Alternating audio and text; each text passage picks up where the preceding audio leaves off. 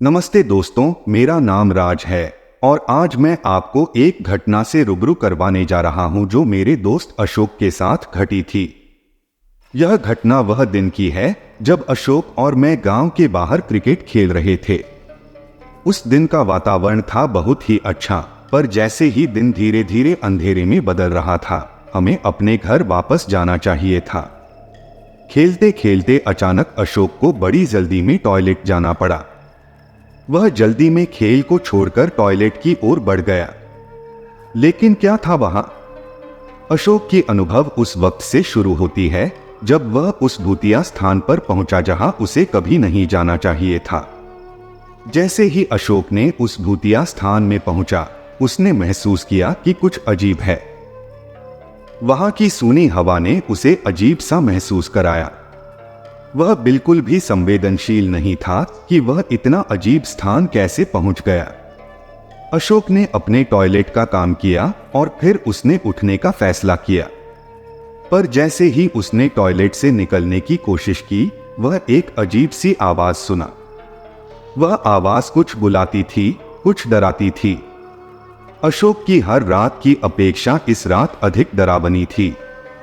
अशोक ने अपनी धीरज बनाई रखते हुए धीरे धीरे आवाज की ओर बढ़ा। वह आवाज के पीछे चलने के बाद वह अपने आप को एक बड़े से गहरे कुएं के सामने पाया। वहां उसने कुछ अद्भुत दृश्य देखा। वह गहरे कुएं के अंदर एक भूतिया आवाज सुनाई दी। वह आवाज डराने वाली थी और उसने अशोक को उसकी ओर आकर्षित किया। अशोक ने एक विचार किया कि क्या यह सच है, क्या भूतिया वास्तव में मौजूद है। अशोक को डर लग रहा था, लेकिन उसने अपनी बहादुरी को सामने लाकर गहरे कुएं के पास जाकर खड़ा हो गया। धीरे धीरे उसने उस भूतिया आवाज पीछे जाने का फैसला किया। ध्वनि और वातावरण का अंतरिक्ष भूतों की आस्था को और भी विश्वसनीय बना रहा था। अशोक का दिल धड़क रहा था, पर उसने अपने आत्मविश्वास को बनाए रखने के लिए स्थिर रहा। उसने अपने कदम आगे बढ़ाया और अचानक उसने कुएं के अंदर कुछ चमकता हुआ देखा। एक पुरानी और भूतिया लाल आंखों वाली महिला वहां खड़ी थी, जो कि अशोक को गहरी आंखों से देख रही थी। उसका चेहरा उदास और डरावना था। अशोक को उसकी ओर जाने की हिम्मत नहीं हुई, पर उसने अपनी जिज्ञासा को नियंत्रित किया और पूछा, कौन हो तुम और तुम यहां क्यों हो? महिला ने एक दर्दनाक हंसी भरी और बोली, मैं एक अनाधिकृत आत्मा हूं जो कि इस कुएं में संघर्ष कर रही हूं। मुझे इस जगह से बाहर निकलने के लिए किसी की मदद की आवश्यकता है। अशोक ने उसकी बातों को ध्यान से सुना और उसे मदद करने का निर्णय लिया। वहन पर मौजूद खदान की प्रेत अशोक के दिल को भांप रही थी। अचानक एक अजीब और भयंकर आवाज आई, अशोक, तुम्हें इस जगह से बहुत जल्दी निकल जाना चाहिए। यह आवाज महिला की आवाज से मिली। अशोक ने उलझन में महसूस किया, पर उसने अपने दृढ़ संकल्प को बनाए रखा और महिला की मदद करने का निर्णय लिया।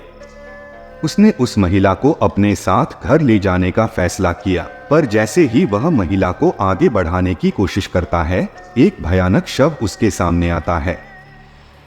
उस शव की आंखें उठी हुई थीं और वह अशोक को देख रहा था। अशोक के रोम रोम में डर का एहसास होता है, पर उसने अपनी बदौलती हुई हिम्मत को संभाला और वहां से जल्दी से भाग निकला। उसके बाद उसने जो कुछ भी हुआ उसे अपने दोस्तों के साथ साझा किया, पर उन्होंने उसकी बातों को ध्यान नहीं दिया। लेकिन वह खुद उस घटना के बारे में सोचते सोचते हमेशा के लिए बदल गया। उस दिन के बाद वह कभी भी वहां जाने का सोचता भी नहीं था। वह भयभीत था कि कुछ अनजाने से उसके साथ हो सकता है। कुछ दिनों बाद अशोक के साथ और उसके दोस्तों के साथ एक और दिन क्रिकेट खेलने का मौका आया। वे वापस गांव के बाहर गए और क्रिकेट खेलने लगे। खेल के दौरान अशोक को फिर से टॉयलेट जाने की आवश्यकता हुई। वह अपने दोस्तों से अलग होकर टॉयलेट की ओर बढ़ा, लेकिन इस बार उसने सोचा कि वह उस भूतिया स्थान के पास कभी नहीं जाएगा। उसने टॉयलेट का इंतजार किया और जब वह अगली बार बाहर निकलने के लिए तैयार था, तो उसने देखा कि उसका एक दोस्त राहुल भी उसी तरह कुएं की ओर जा रहा है। अशोक ने राहुल को रोकने की कोशिश की, पर राहुल उसकी बात नहीं माना और कुएं की ओर बढ़ता रहा। अशोक ने देखा कि राहुल भी वहीं बुरी भूतिया महिला के पास पहुंच गया था। उसने उसके अगली कीमती दिखाई गई, लेकिन राहुल उसे ध्यान नहीं देता है।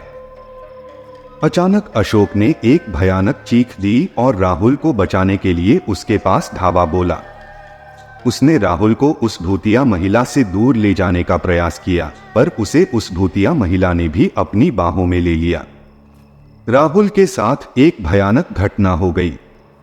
अशोक को दुखी होते हुए उसके दोस्तों को लेकर वह जल्दी से वहां से भाग निकला।